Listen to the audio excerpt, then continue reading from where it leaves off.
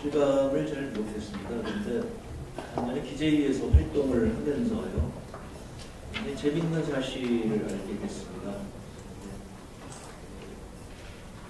설탕 얘기를 좀 해볼게요. 제가 가지는 관심은 우리 통상 관료들이 FTA에서 어떻게 협상을 진행했을까. 작년에 보니까 설탕에 대해서 한미 FTA나 한EU FTA에서 우리 통상 관료들이 발굴의 실력을 발휘해서 15년간, 한미 FTA에서는 15년간 단계적 감축을 해서 관세를 50%에서 30%까지 인하를 해서, 그러니까 2026년에 30%로 되고 2027년에는 이제 0%로 관세가 떨어집니다.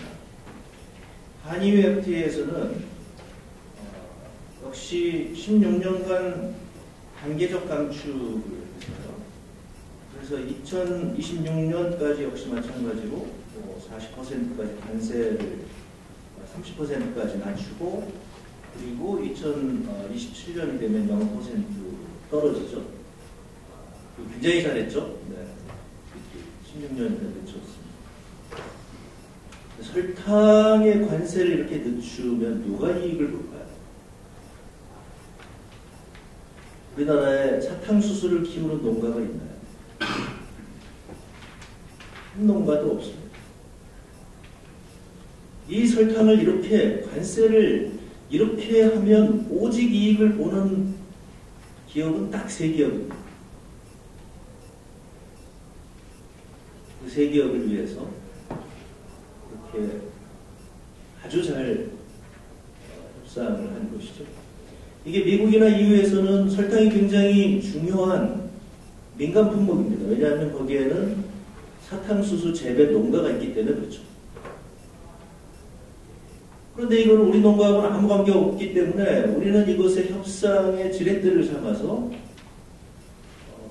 우리 설탕은 우리 관세를 인정 못하겠다. 대신에 우리 국민 건강을 위해서 소고기를 좀 더 협상을 하자. 이렇게 할 수 있는데 놀랍게도 이분들은 그렇게 하지 않으신 겁니다. 더욱 놀라운 사실은, 그런데 이분들이 작년에 기재위에 설탕 관세를 낮추겠다고 갖고 오신 거예요. 그래서 제가 질문을 했죠. 이게 무슨 말이냐? 니네가 한미 FTA, 한EU FTA에서 그렇게 장기간 동안 15년 동안 관세를 이렇게 유예받아 왔는데 그렇게 협상을 해놓고서 이제 와서 관세를 낮추자고 하는 건 도대체 무슨 얘기냐? 뭐 대답을 하는데 뭐 도저히 납득할 수 없는 대답을 해요. 자초지종은 무엇이냐? 그동안 이 설탕 관세는 이 3개 제담업체가 굉장히 강력한 로비를 해왔던 것이죠. 그런데 이것이 한 2년 전서부터 이 설탕업체보다 더 센 로비업체가 등장하기 시작한 거예요. 이 로비업체는 도대체 무엇이냐? 그 작년에 그 정체가 드러났습니다. 삼성입니다. 삼성이 설탕 관세를 인하를 해야 되겠다 이거예요. 그 왜 인하를 하느냐 도대체? 그쪽에서 얘기하는 명목상의 이유는 삼성물산이 설탕을 수입을 하려고 그러는데 현재와 같이 이렇게 관세를 할당 관세 시스템으로 해서 올렸다 내렸다 하면은 자기네가 영업 환경이 불안정하니까 안정적으로 수입하기 좀 어렵겠다. 이게 이제 명목상의 이유고요. 그거 가지고 이해가 안 돼서, 아니 이게 자기네 아직 수입 시작도 안 했는데 이걸 가지고 지금 요구한다는 게, 자기네 관계없는 거 요구한다는 게 이게 말이 되느냐? 많은 의원들이 추측하기로는 삼성과 CJ 간 소송 때문일 것이다.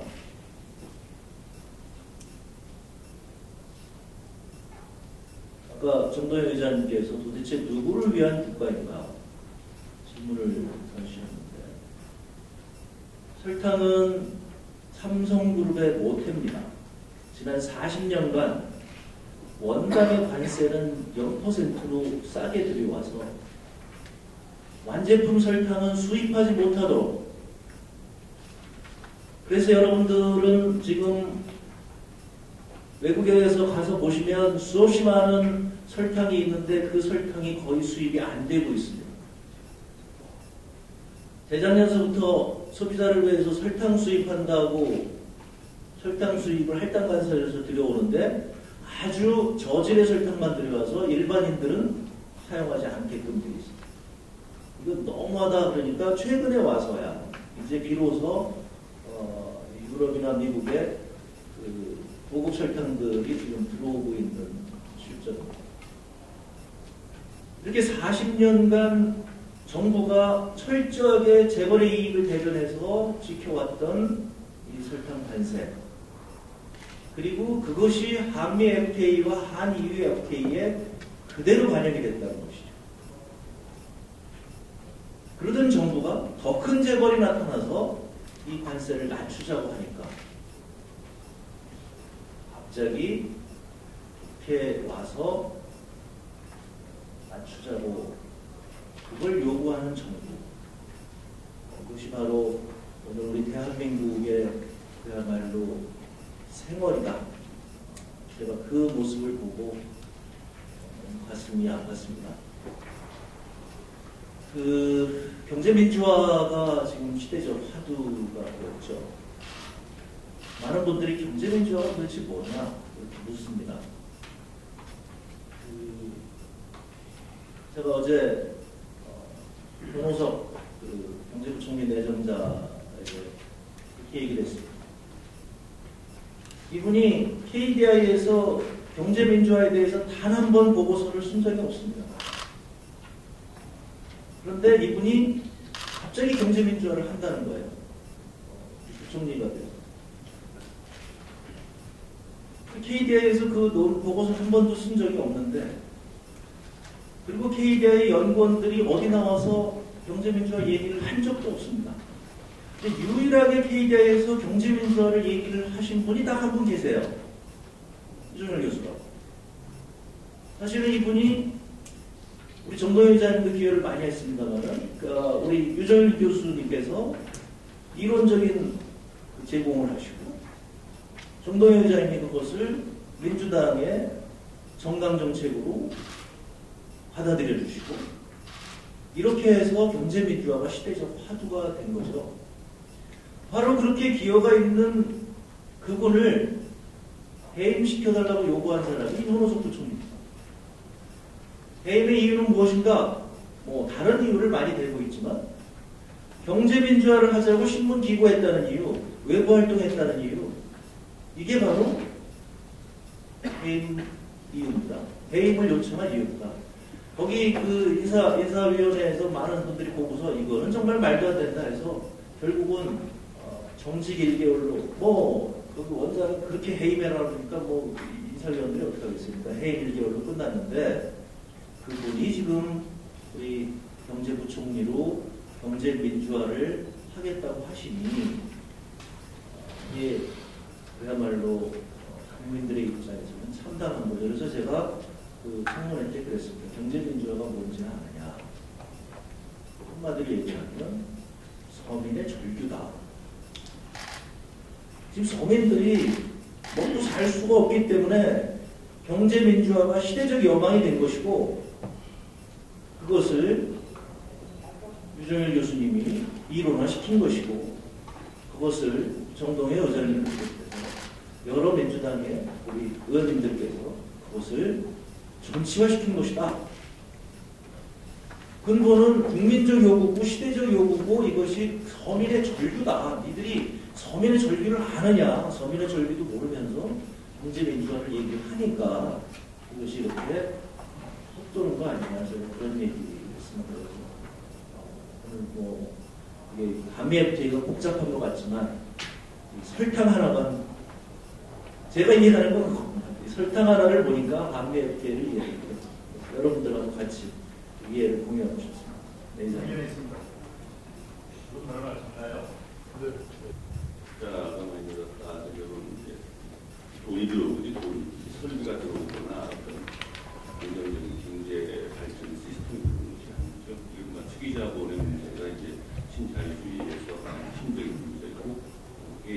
자본이 유령처럼 전 세계를 떠돌다가 먹잇감을 하면은 딱 채가고 떴다왕 같은 거죠. 먹고 튀는 거죠.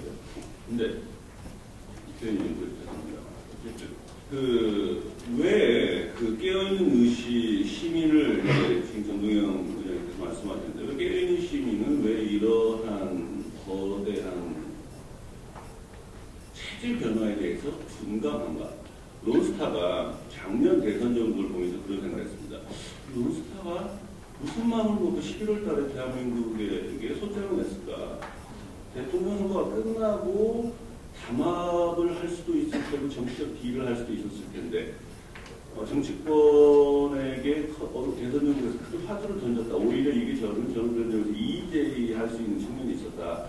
론스타라는 이 괴물을 통해서 ISD를 계몽하고 알리고 더 나아가서는 개정까지 할 수 있지 않겠냐라는 기대를 했는데 그게 안 됐단 말이죠. 깨어있는 의식만으로 부족한 것은 국민들에게 피부로 실감되지 않는 그 무엇이 있었는데 역시 또 이제 정 의장님 말씀하셨던 결국은 외환은행이나 이런 거대한 자본의 문제, 은행의 문제, 국민들에게 실감으로 피부로 다가오지 않는다는 거죠. 그러면은 뭐냐? 아까 말씀하신 민영화처럼 물, 동네 골목상권에 토요일, 일요일, 주말에 영업을 강행하겠다고 하는 대형 마트의 문제랄지 지난번 대통령 선거와 같이 치러진 경남의 그 도지사들이 모든 당을 초월해서 똑같이 내세운 거가대교, 마찬대교, 통행료 인하 같은 거 이런 식의 어떤 우리가 날마다 내 주머니에서 푼돈 나가고 내 주머니에서 더 나가고 하는 이런 부분들에 이제 진행이 되면서 그래야지만 국민들이 좀 이제 피부로 다가설 거라고 생각을 합니다. 아까 또 이제 다시 원점으로 돌아가서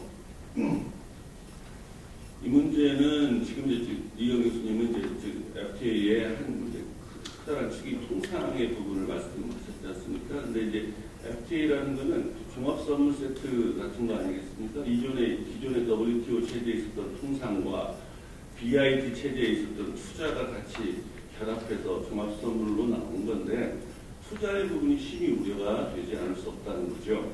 지난 1년간 비록 한미 FTA에 근거하지는 않았으나 론스타가 FTA 발효를 시점으로 들어왔습니다. 한국을 이제 ISD 소송을 했죠. 두 번째 소송인데 1984년에 콜트 소송 이후로 두 번째 소송인데 이제 앞으로 이러한 그 M&A를 통한 어떤 그런 자본이 들어오면서 이 소송들이 계속 일어날 조짐이고 현재도 그 준비 작업이 심지어는 한정 같은 회사들은 우리 회사인데 이제 그 외국 자본이 끼어있기 때문에 ISD 소송을 걸 수 있는 적격성이 있다는 이유로 나름대로 그 소송의 가능성을 제기해봤고 후보선 요금 올리려고 하니까 서울시에서 박원순 시장을 필두로 못 올리겠단 말이죠. 그러니까 이제 ISD 소송을 할까 하다가 이런 국민적 여론이 좀 안 좋을 것 같고 돈도 많이 들 것 같고 수직 타산이 안 맞으니까 이제 슬그머니 일단은 유보를 하고 국내 소송을 진행을 하는데 이런 그 투자에 있어서 굉장히 아무런 정비가 없이 1년을 허송세월 보낸 것은 아닌가. 론스타도 들어왔는데 TF 하나 짜고 주먹구구식으로 모든 걸 비공개로 이렇게 진행하는 상황에서 이 부분에 대한 평가도 좀 더 철저하게 이루어져야겠다 하는 말씀을 드리고 싶습니다.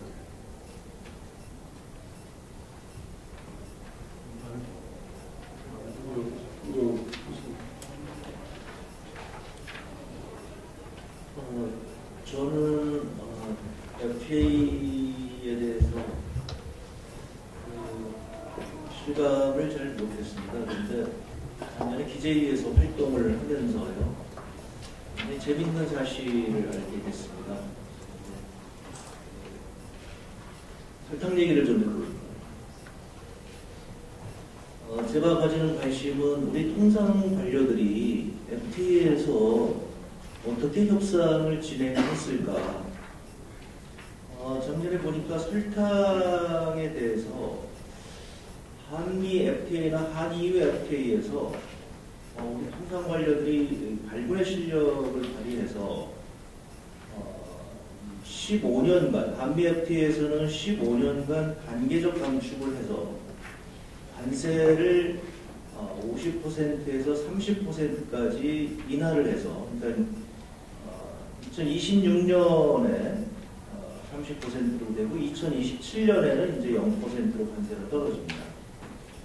한미 FTA에서는 역시 16년간 단계적 감축을 했어요.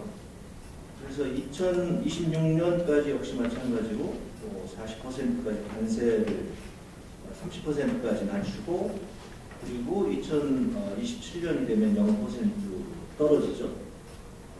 굉장히 잘했죠. 네. 16년이나 늦췄습니다. 설탕의 관세를 이렇게 늦추면 누가 이익을 볼까요? 우리나라에 사탕수수를 키우는 농가가 있나요?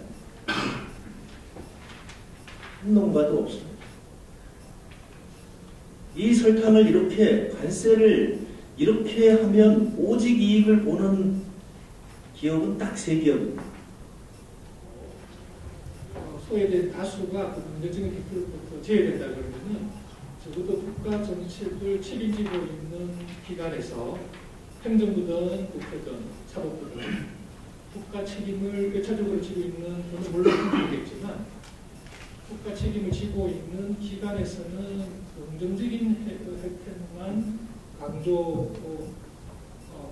강조하기보다는 문제점이 무엇인가 철저히 파악해서 예상되는 피해를 갖다가 극소화하는 것, 그것이 정부가 해야 될 일이 아닌가 생각합니다.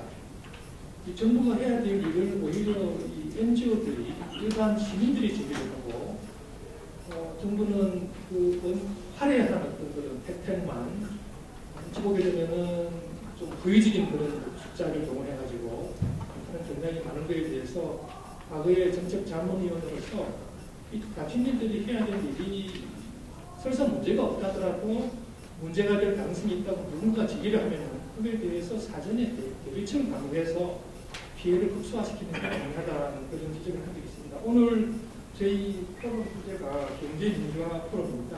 경제민주화에 대해서는 신박근혜 정부도 일단 경제민주화에 대해서는 원론적으로는 찬성을 하고 계신데요.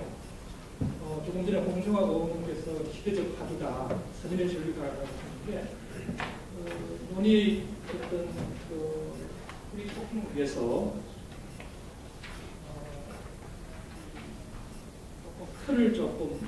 논의 틀을 적용한다는 측면에서 간단하게 말씀을 드릴까 합니다.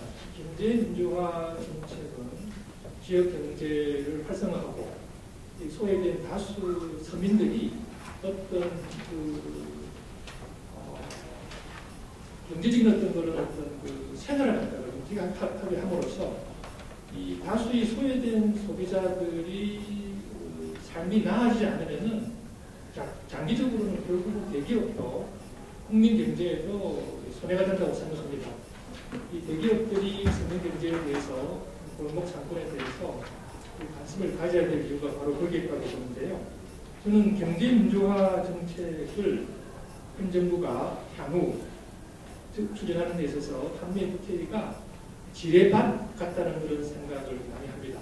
법적으로, 규범적으로 볼 때 이 경제민주화 정책을 취하기 위해서는 중앙정부든 지방정부든 배제를 취해야 되고 또 많은 혜택을 줘야 되는데 그 사회적 기업을 양성한다거나 또는 소외된 계층을 위해서 일자리를 창출한다거나 또는 대기업들이 어떤 시장적 지위 남용에 따른 어떤 그런 공정 경쟁 저해를 위해서 이 소상공인들을 보호한다거나 뭔가 공익적인 가치가 있는 그런 사업을 하기 위해서는 중앙정부도 지방정부도 기존의 한국 정부가 시행하고 있는 기존의 제도나 조치들을 갖다가 개선을 해야 되는데 아시다시피 한미 FTA에서 가장 문제가 되는 특수조항이라고 불리우는 외칙조항 때문에 역진 방지 조항 때문에 기존의 자유화 조치를 구태하는 조치를 취할 수가 없습니다. 그래서 바로 그런 이유 때문에 기존의 자유화 조치를 구태하는 조치, 근데 기존의 어떤 자유화 확대에 따른 사회적인 병폐, 경제적인 병폐를 개선하기 위해서 취해지는 여한 형태의 정부 조치도 결국은 배치 조항이 위반되기 때문에 그것이 외국 투자자에게 손실을 끼친다 그러면은 이른바 ISD 투자자 국가 간 중재의 대상이 됩니다. 제가 볼 때는 그런 경제 민주화 정책이 확대되고 실행이 될수록 그런 그 ISD 제도가 외국 투자자로부터 제기될 가능성이 개연성이 많아진다 하는 그런 면에서 저는 지뢰발이라고 생각합니다. 통상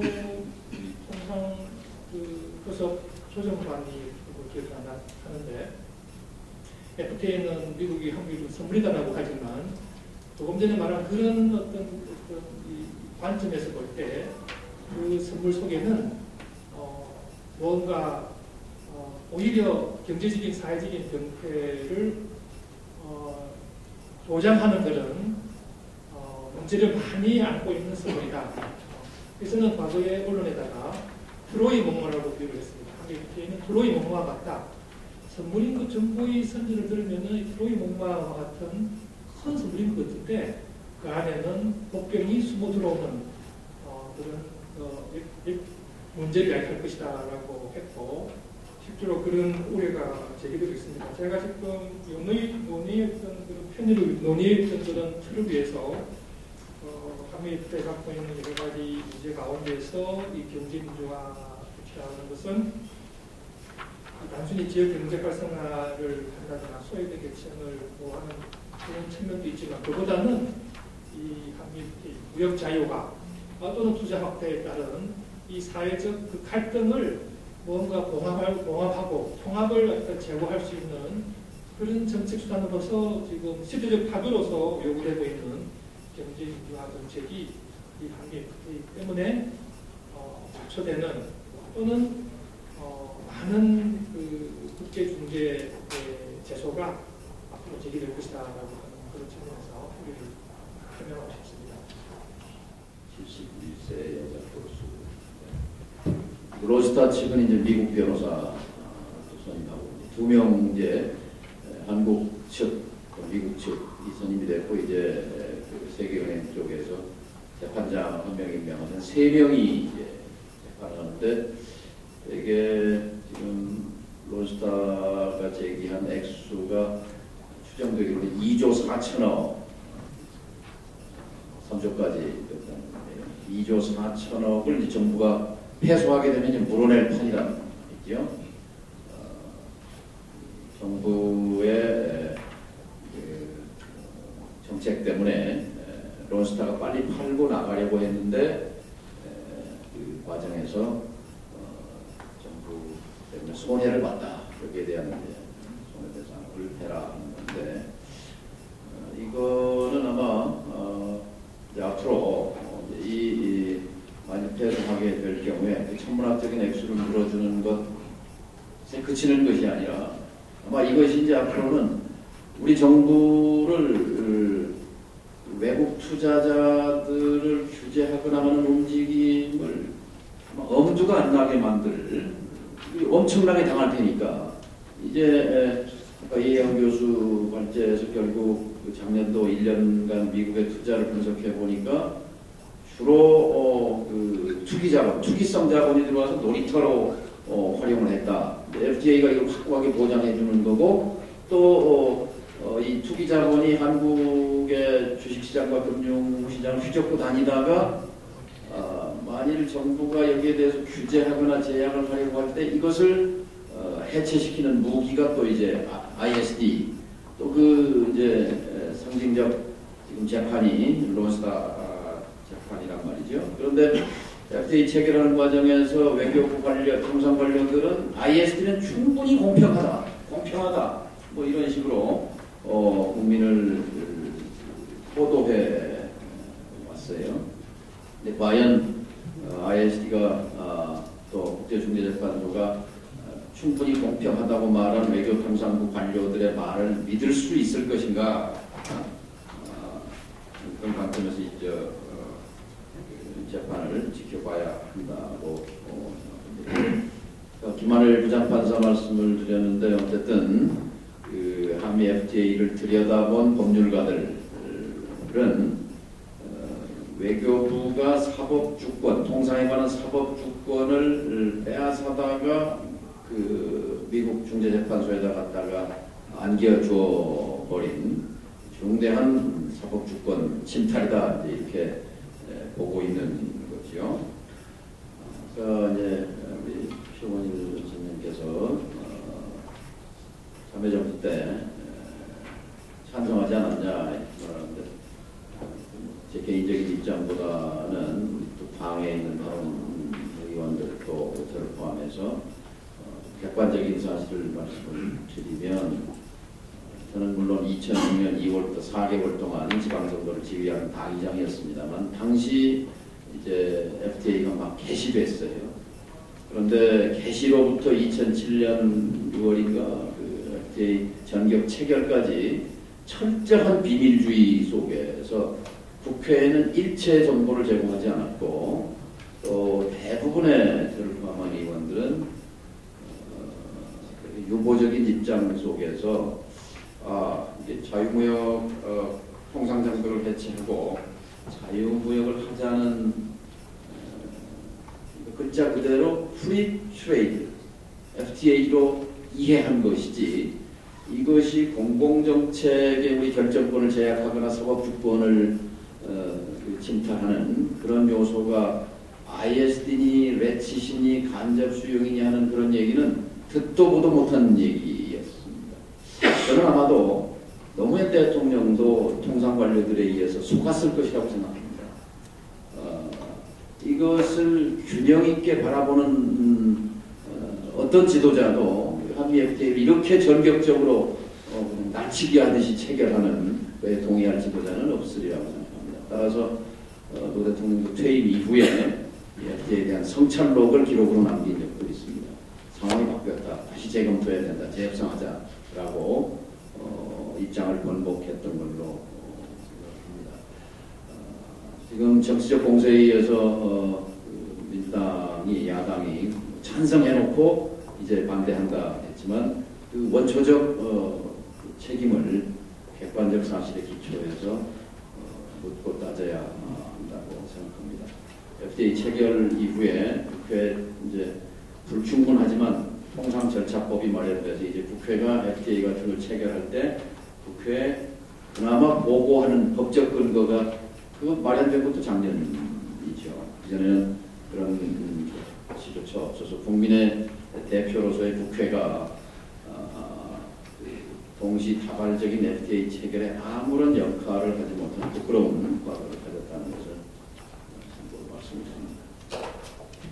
말씀드립니다. 2008년 이전과 2008년 이후는 지금 확연히 다르죠.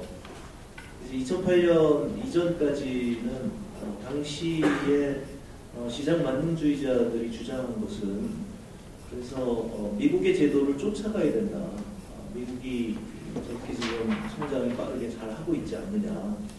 그런데 2008년에 우리는 다 목도를 한 것이죠. 그 미국의 성장이라고 하는 것이 결국은 풍경제에 의한 그리고 소득 불균등을 확대시킨 그 대가였고, 그리고 그 결과 세계적인 경제 위기를 가져온 그런 불균등한 아주 문제가 많은 구조였다는 것을 인정을 하게 된 것이죠. 그래서 2008년 이전에 참여정부에서는 용세계화라고 하는 표현을 썼습니다. 세계화를 이용해서 오히려 서민경제를 도울 수 있다는 표현을 썼고요. 이제 노무현 대통령께서 굉장히 나중에 아쉽게 생각한 것은, 그때 왜 복지 지출을 빨간 줄 쫙 그면서 50% 올려, 이거를 못했는가를 굉장히 아쉽게 생각을 하시는데요. 그러니까 그것을 이제 저희 입장에서 해석을 해보자면, 한쪽에서는 그렇게 서민을 위한 대책을 하고 싶으셨지만 못하셨고, 반면에 이 한미 FTA라고 하는 이 굉장히 모험적인 것은, 그 당시로서는 모험적인 거였는데 그것은 굉장히 빠르게 지금 진행을 그랬는데 2008년 경제위기를 맞고서는 그 선택이 잘못된 것일 수도 있다고 하는 그런 이제 성찰을 하셨던 걸로 저는 생각을 하고 있습니다. 그런 의미에서 저는 봐야 될 것 같아요.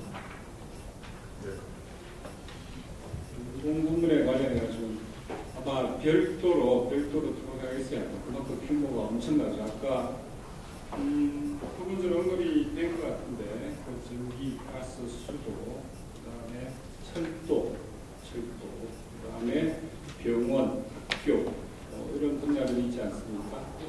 그런데 지금 한미 FTA에 따라서 그게 별도로 규정된 뒷부분에 다 들어가 있어요. 뒷부분에 미래유보니 현대유보니 굉장히 복잡한 그 개념하에서 그래서 여기 뭐 우리 김익태 변호사님, 최성환 교수님 두 분 다 이제 법학자가 법률가 계신데 그렇습니다. 이게 웬만한 전문성, 아주 높은 수준의 전문성이 담보되지 않으면 한미의 협정문을 읽어내기가 매우 어렵습니다. 이 뒷부분에 가서 그 미래유보 현의 그 부속서죠. 부속서 같은 경우에는 굉장히 복잡합니다. 하나하나 다 따져야 되고 마치 정거리표를 쓴다 했는데 미로 찾기처럼 파고 들어가지 않으면은 매우 오랜 시간 동안에 단시간에서 이해하기가 매우 어렵습니다. 그런데 예를 들어서 뭐 전기 같은 전력 같은 경우 한 가지 사례가 든다더라. 지금 그 최근 1년 사이에 전기요금이 한 20%가량 올랐다고 알고 있습니다. 그런데 한미 FTA 협정문에 따른다면은 직접적으로 뭐 개방하라, 인정하라 이런 것들 포함되어 있지 않아요. 그런데 한미 FTA 협정문에 따르면은 전국에 있는 발전소의 설비 용량의 30%까지는 이 해외 매각이 가능합니다. 그런데 지금까지는 팔려고 해가 살 사람이 없어요. 발전소를. 왜냐하니까 수도요금도 그렇지만 전기요금은 생산 단가에 못 미치게 판매하고 있습니다. 싸게. 예를 들어서 100원이 생산 킬로와트당 100원이 그 단가라, 원가라면 한 95원 내지 90원에 판매가 이루어지고 있어요. 수도요금도 그렇습니다. 지역마다 생산 단가들이 원가들이 다 달라요. 제주도가 다르고 부산이 다르고 서울이 다 다릅니다. 수도요금은, 원가는 전기도 그래요. 원가 달라요. 구조가. 그런데 이 발전소를 팔아먹으려면은 그 매수자가 이익을 실현할 수 있게끔 그 요금 체계가 바뀌어야 됩니다. 요금 체계가 바꾸고 있잖아요. 그리고 전기요금 계속 올라가서 그 원가 이상으로 돼서 발전소를 구매한 재벌이든 아니면은 해외의 미국이죠. 미국의 그 자본주가 그 발전소를 가지고 이익을 실현할 수 있게끔 요금 체계를 바꿔야 됩니다. 그리고 이 요금 체계 문제는 아까 김익태 변호사도 언급을 하셨지만 재작년입니까? 그 한전 같은 경우 30%까지는 그 외국인이 소유할 수 있습니다. 지분을. 그러니까 요 ISD 카드를 만지작 하다가 뽀록이 난 거 아닙니까? 왜 요금 체계를 자꾸 지경부에서 누르고 있습니까? 요걸 깨야지 요금을 올릴 수가 있는데 그걸 가지고 이제 만지작 하다가 실현을 안 했죠. 그런데 이거 앞으로는 모릅니다. 그러니까 이게 현행 전기요금 체계, 수도요금 체계를 바꿔야지 이제 발전소도 팔아먹을 수가 있고 당연히 발전소가 매각되고 난 다음에 이 코스는 뻔하죠. 전기요금이 붙어가요. 수도도 그렇죠. 수도 같은 경우에는 이미 한국수자원공사에게 소위 위탁 경영이라고 그러죠. 위탁인데 수자원공사, 내 이름 공사인데 실은 그걸 이제 시장형 공기업이라고 그럽니다. 공기업도 시장형 공기업이 있고 준시장형 공기업이 있고 이렇게 등급이 나눠져 있는데 한전 밑에 있는 5개 자회사는 다 시장형 공기업이 다 주식 공개되어 있고 이 주식을 살 수 있어요. 그러니까 얘들 이 시장형 공기업은 뭐 공공성이 아니라 돈을 벌기 위해서 기업을 경영하고 그걸 통해서 평가받습니다. 사장이. 그런데 아직은 전에 얼마 전에 어제 통화할 때도 이종걸 의원님하고 통화할 때 말씀드렸는데 지금 국회에서 수도법을 안 고쳐주고 있어요. 수도법 요 꼭지 하나만 딱 떼주면은 우리나라 재벌이 들어오면 외국 자본도 수도 사업에 들어옵니다. 들어올 수 있어요. 근데 그거 하나 한국수자원공사만 이 시장형 공기업만 위탁 경영을 할 수 있게끔 되어 있기 때문에 지금 계속 바꾸자고 하고 있는 거거든요. 근데 아직은 안 바뀌고 있어요. 그래서 이제 제가 그런 표현을 썼습니다. 이 공기업 관련해가지고 거의 요까지 찼어요. 요까지 전기, 가스, 도로, 수도, 철도 여기까지 와 있어요. 학교, 병원 그리고 뭐 다적으로 여기만 딱 열리는 거죠. 그런데 이제 병원 같은 경우는 이미 전국에 산재한 수많은 경제자유구역 내 지구들 한 20개 됩니다. 전국에 내 모든 도에 하나씩 다 있습니다. 경제자유구역이. 이 경제자유구역 안에는 영리병원이 들어옵니다. 들어올 수 있게끔 한미 FTA 조항이 명시가 되어 있어요. 영리병원. 그래서 영리병원이 들어오면은 송도, 제주도에 짓고 있어요. 송도도 그렇고. 학교도 나가입니다. 학교 같은 경우에도 이제 제주도에 있는 국제학교는 1년 그 수업료가 5,500만 원입니다. 그 절반은 달러로 받습니다. 우리 구조는 안 받아요. 달러로 그 수업료의 절반은 달러로 받아요. 그렇기 때문에 여기에는 이제 말하자면 전형적인 영리학교. 중학교, 고등학교 1년에 5,500만 원. 그런 거죠. 이게 의미하는가 뭐 찬명합니다. 이제 병원이 그렇게 되고 그런 사례는 병원에 관해서 그런 사례 자주 듣는데 예를 들어서 삼성병원이나 안산병원이나 우리나라 최고의 암 전문가 의사들 최고로 치는 전 세계적으로 탑 클래스들은 그 밑에는 수많은 환자들 줄을 서 있습니다. 그런데 이 의사가 예를 들어서 영리병원으로 스카웃되면 연봉을 더블로 줄 텐데 하면은 그 밑에 있는 수많은 암 환자는 어디로 가냐? 그런 문제가 당장 발생할 수가 있다. 이건 보통 문제 아닙니다. 예를 들어 죽고 사는 문제가 걸려 있는데, 예를 들어 췌장암 환자라니 굉장히 난치성 병 같은 암 같은 경우에 최고의 전문가가 영리병원에 가버리면은 그 밑에 있는 수백 명의 환자들은 지금이야 우리나라 암 같은 경우에 95%까지 국가가 커버해주지 않습니까? 95%까지 거의 공짜입니다. 거의 무상을 보험을 암에 대해서 몇 대 암, 중증 질환에 대해서. 그런데 이게 영리병으로 넘어가는 차원이 다른 문제예요. 차원이 다른. 때문에 지금 그 이제 꼭지까지 와 있는데 지금 결국 막아내는 건 국회밖에 없을 거라고 봅니다. 그러니까 시민사회가 물론 하겠지만은 국회가 여기서 밀려버리면 수도, 전기, 가스, 병원, 학교, 그다음에 이제 정해진 코스를 가는 거죠.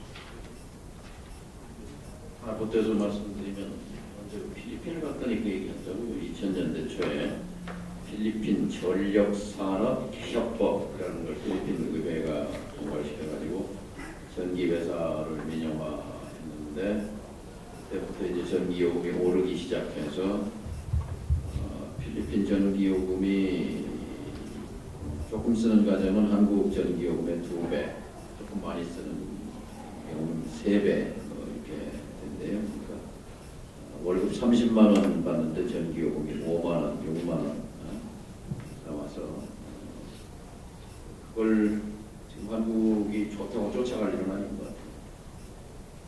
그 필리핀의 그 한국 전기회사 중에 하나가 한전입니다. 한국전력이 필리핀에 들어가서 그 짓을 하고 있었죠. 그래가지고 그 필리핀 세부 지역 같은 경우 한국전력이 만들어가지고 전기요금을 엄청 받고 있습니다. 지금 하고 있어요.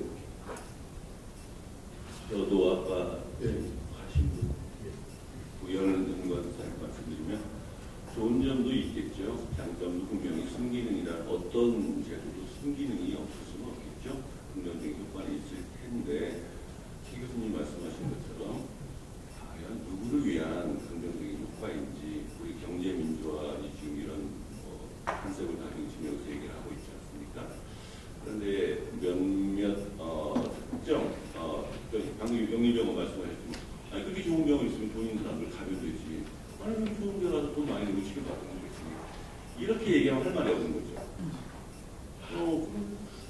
그리고 이제 돈 있는 사람들 치료받고 결국 이제 서민들은 치료받지 못하고 이런 구조가 이제 경제민주화라는 우리가 이런 주제를 만들어내는 건데 미국의 유명한 그 삼선 대통령으로 했던 민주당의 아이젠하워가 그런 얘기했습니다. 아이젠하워가 루스벨트가 그런 얘기했습니다. 진보의 가치는 사회적 서민들, 사회적 약자들을 얼마나 챙기는 것이 진보의 승패가 갈려 있고 레이건은 이제 보수의 아이콘인데 레이건은 그런 얘기했습니다. 이 보수의 미래는 더 잘 사는 미국 국민들에게 보여주는 데 있다. 그 꿈을 실어주는 데 있다라는 얘기를 했는데 거기에 묘한 함정이 있습니다.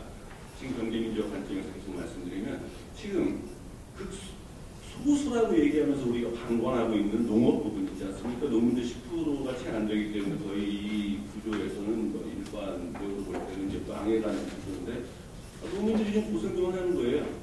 국가가 나라가 잘 살게 되니까 뭐 딸기 안 먹고 체리 먹으면 되고 뭐 귤 안 먹고 오렌지 먹으면 싼 오렌지 먹으면 되고 식단이 바뀌는 거는 뭐 그렇다 치고 체질이 바뀌는 거 그렇다 치더라도 당신들만 좀 고생하면 나라는 부자 될 거 아니냐.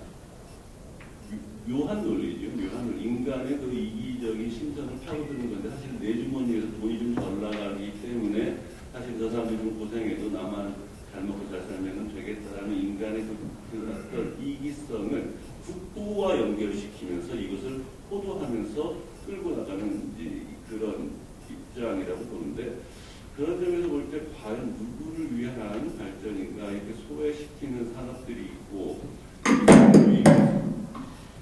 그로 인해서 피해를 보는 개인들이 있고 소고기 싼 거 들어오면 먹으면 될 거 아니냐. 누가 먹겠습니까? 돈 있는 사람들, 부자들은 횡상하면 먹어요.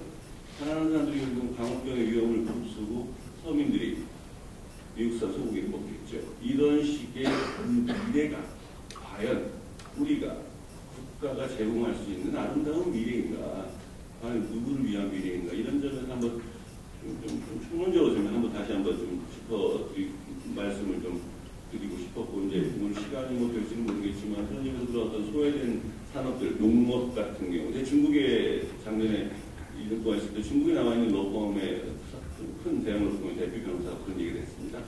농업 미래 없다 이런 거예요. 농업 미래 없다는 국가 보조금 계속 영농 지원자금 계속 대주고 있는데 어차피 농업이 국가에서 꼭 필요한 사업이긴 하지만 이렇게 필요한 사업이 뭐 이런 세계화 시대에서 다른 나라에서 쌀 사다 먹고 농산물 갖다 사 먹어도 되는데 뭐 굳이 이거를 지금까지 뭐처럼 이렇게 할 필요가 있겠느냐 뭐 이런 얘기를 하는데 그런 기조가 어떤 우리 사회에 흉배해져 있고 정부 정책에도 있지 않겠나 하는 아마 그런 첨언도 한번 해보겠습니다. 경제 구조를 좀 이해를 하셔야 되는데요. 이명박 정부 5년간 우리나라의 경제 성장률이 13.1%입니다. 뭐 경제 위기가 있어서 낮은 성장률을 되게 보였는데요. 근데 그 13.1%의 성장률을 보일 때 우리나라 실질임금은 얼마나 올랐느냐? 0.6% 올랐어요. 우리나라 비정규직 노동자들의 임금은 어떻게 되느냐? 마이너스입니다. 그러면 이 13.1%는 누구에게 갔느냐? 그것이 바로 지금 경제민주화를 요구하게 하는 목소리가 나오는 거죠. 지금 우리가 개방경제이기 때문에 이 개방에 대해서 긍정적인 시각을 가져야 된다. 그런데 우리나라에서 지금 그 언론에서 보도하지 않고 있는 사실이 있습니다. 이렇게 개방도가 가장 높은 국가들이 어떤 국가들인가? 한국과 같이 이렇게 개방도가 굉장히 높은 국가들이 바로 북부 복지국가들입니다. 그러면 북부 복지국가들은 왜 그렇게 복지국가가 되었는가? 이게 개방도가, 세계화 시대의 개방도가 높아지면 높아질수록 경제의 변동성이 굉장히 커집니다. 시장이 커지니까 세계 시장에 경쟁력을 가진 업체는 한국에서 그 5천만 원을 상대로 팔다가 갑자기 60억이 물건을 사가니까 갑자기 이 기업은 그냥 폭발적으로 성장을 하는 것이죠. 그런데 반면에 그동안은 몰랐는데 개방이 딱 되면서 우리나라에서 잘 장사를 하던 분이 더 좋은 제품이 어디 있다 그러면 그 다음날로 망하는 겁니다. 그래서 개방 정도가 심한 국가일수록 잘 되는 기업은 잘 가고 못 가는 기업, 그 다음에 노동자들의 경우에는 자꾸 나쁘게 되는데 이걸 가만히 내버려두면 어떻게 되느냐? 잘 가는 기업 늘어나는 것보다 한 번 죽으면 그 다음에 어떻게 될 겁니까? 거기 노동자들 어디로 갑니까? 노동자들이 금방 다른 기업으로 가서 일할 수 있습니까? 그렇기 때문에 북부 복지국가들은 망한 기업에서 이 노동자들을 지원해서 잘 되는 기업으로 옮기는데 국가적인 총력을 기울였고 거기에서 성공을 했기 때문에 복지국가면서 경쟁력을 달성한 겁니다. 그런데 우리 한국이 지금 그런 게 돼 있습니까? 그 측면을 봐야 된다. 이게 균형 잡힌 시각입니다. 13.1%의 성장률인데 임금은 마이너스로 가는 세상. 1987년도에 노동자 대혁명이 일어나고 나서 우리나라에서 기업에서 뭐라고 그랬냐면 노동 생산성보다 더 높은 임금 상승률은 불가능하다. 그건 안 된다. 그렇게 하면 안 된다고 얘기했습니다. 지금은 어떤 상황이냐? 노동 생산성 증가율보다 임금 상승률이 현저하게 낮은 상황입니다. 그럼 우리 국민들 도대체 개방하고 경제성장하면 뭐 하겠다는 겁니까? 누구를 위한 개방이고 누구를 위한 경제성장입니까? 이게 이제 1980년 이후의 세계적인 상황이고요. 그런 상황에서 따라서 개방국가를 지향하면서도 누구나 그 성장의 혜택이 골고루 돌아오는 이런 경제, 이것이 바로 우리 민주당의 입장입니다. 그것을 그렇게 편향됐다고 보시면 안 되고요. 그래서 지금 저희가 보기에는 이번에 대선 결과라든가 이런 걸 보시면 고학력층이 저희를 상당히 오히려 많이 지지를 했습니다. 그러니까 정보에 접근을 많이 하시는 분들이 지금 민주당의 경제정책이 상당히 그래도 합리성이 있다고 저는 인정하셨다고 그러고요. 그런 면에서 저희는 이제 조금 더 언론 환경이 조금 더 아쉽지 않은가 이런 것들에 대해서 제가 기재위에서 얘기하는 그 모든 정보들이 제가 얘기할 때마다 깜짝깜짝 사람들이 놀랍니다. 왜냐하면 그런 것들을 신문에서 접하신 적이 없거든요. 그런 의미에서 저는 이제 이게 좀 현실 데이터를 좀 봐야 되겠다 말씀을 좀 드립니다. 마무리를 조금 해줄 것 같습니다. 한 2시 반 전에는 끝난 것 같습니다. 예, 12시 시간인데 그래서 거의 마무리를 해야 될 것 같은데요. 말씀해 주실 것도 있고 그래서 아니 12시면 식사를 할 시간이라서 길게 얘기하지만 저도 미국에서 공무원도 해봤고 한 15년 살면서 아까 말씀하신 부분들 여러 가지 공감이 되면서 좀 다른 입장도 있고 한데 좋은 의견 잘 들었고 오늘 이런 토론회가 서로 다른 입장들의 어떤 그 소통의 장이 되고 또 하나의 입장에 어떤 정리가 되어서 창조적인 어떤 좀 미래로 나갈 수 있는 그런 계기가 되기를 바라고 제 입장에서 제 관심사를 한 가지만 더 말씀드리면 FTA 문제가 이렇게 시끄러지고 국민적인 관심에서 멀어질 거라고 예상하시는 것과는 정반대로 저는 끊임없이 제기가 될 거라고 보는데 그 이유는 ISD 때문일 겁니다. 제2, 제3, 제4의 소송들이 크고 작은 것들이 이어지고 민영화의 고속 철도를 타고 ISD는 필연적으로 제기가 될 수밖에 없고 그것의 공정성과 승진과 기능은 또 그때 가서 판단하는 일이지만 심히 우려가 되는 부분이고 논스타 소송 패소하면 전 국민이 5만 원씩 내야 되는 그런 현실인데 이런 현실들 구하지 말고 계속 꼼꼼하게 지켜봐야 될 거라고 생각합니다. 지소연 교수님. 예. 경제민주화 토론과 관련해서 간단한 소감을 말씀드릴 겁니다. 지금 이 지역경제통합, FTA, 투자협정 이것이 시대적인 추세라고 합니다. 경제학자의 말에 의하면 저는 여기서 기존의 다수 학자들 중에 우리가 기업 경제 통합을 하고 자유무역 협정을 체결하는 것이 무역 자유화 무역 이익을 극대화하는 것이다. 그걸 목적으로 생각하고 있습니다. 제가 볼 때는 목적이 아니고 그냥 수단에 불과합니다. 그래서 종문 교수님이 매일 출근길을 몇 번 합니다. 당신 그 출근길 몇 번 하는 게 목적입니까? 목적이 아니죠. 수단입니다. 무역 극대화해가지고는 목적은 뭐가 돼야 되느냐면 공동체 다수 인간다운 삶, 그 생존권이 보장되는 사회를 만들기 위한 수단에 불과합니다. 근데 그게 수단이 아니고 목적으로 얘기하니까 그 목적, 수단.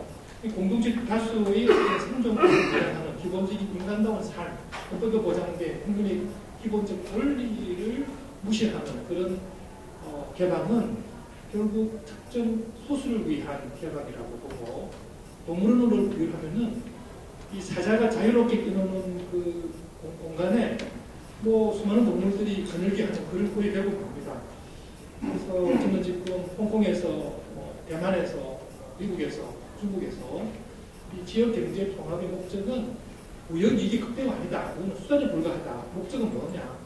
이 공동체 다수 인간다운 삶을 갖다가 보장하는 것이 목적이 되어야 된다 하는 그런 주장을 하고 다닙니다. 지금 그렇게 볼 때 오늘 이 자리가 그런 공동체 다수의 최소한의 어떤 그런 기본적인 권리로서의 생존권을 갖다가 우리가 얘기하는 그런 자리라고 생각이 들기 때문에 기존의 제도권에서 얘기하는 것들이 너무 이 소수를 위한 얘기만 하다 보니까 저는 들리지 않는 그런 어떤 다수의 소외된 다수의 어떤 견해를 대변하는 입장에서 이 자리에 선 것이지 어느 한쪽만을 갖다가 주장하기 위해 지지하기 위해서는 절대 아니라는 말씀을 드리고 싶습니다.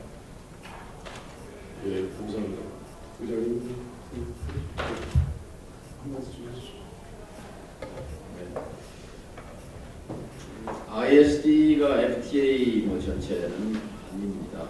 ISD는 사실 재작년에 야당이 FTA 반대하면서 FTA 크고 복잡하고 그 주요한 장애물만 해도 10개 넘는데 국민들에게 좀 쉽게 다가가기 위해서 그 중에 하나 ISD를 이제 선택해서 아니 ISD만 폐기하면 우리 좀 진지하게 협상할 수 있다 뭐 이런 그 전략적으로 채택했던 건데 어쨌든 저는 결과적으로 보면 이게 효과적이었다고 봅니다. 대부분의 국민들이 ISD 정확하게 모르지만 뭐가 좀 이게 독소 조항인가 하는 공감하는 이미지를 갖고 있죠.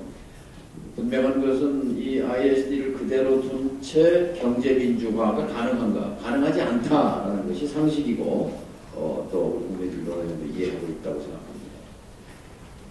한 가지 그 이명박 대통령이 이 FTA를 날치기 하기 직전에 국회에 찾아와서 내가 재임 중에 석 달 내에 반드시 이 ISD 문제에 관해서는 재협상을 하겠다 이렇게 공개적으로 국민에게 언명했어요.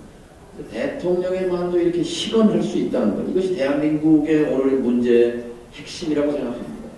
대통령의 말을 믿을 수 없는 것, 그때그때 상황을 모면하기 위해서 국민을 기만하고 국민 뒤통수를 나중에 가서 때리게 되는 결과, 이 점에 대해서 저는 한미 FTA 1주년을 맞으면서 물러났지만 이명박 대통령의 국민 기만 행위에 대해서 지적하고자 합니다.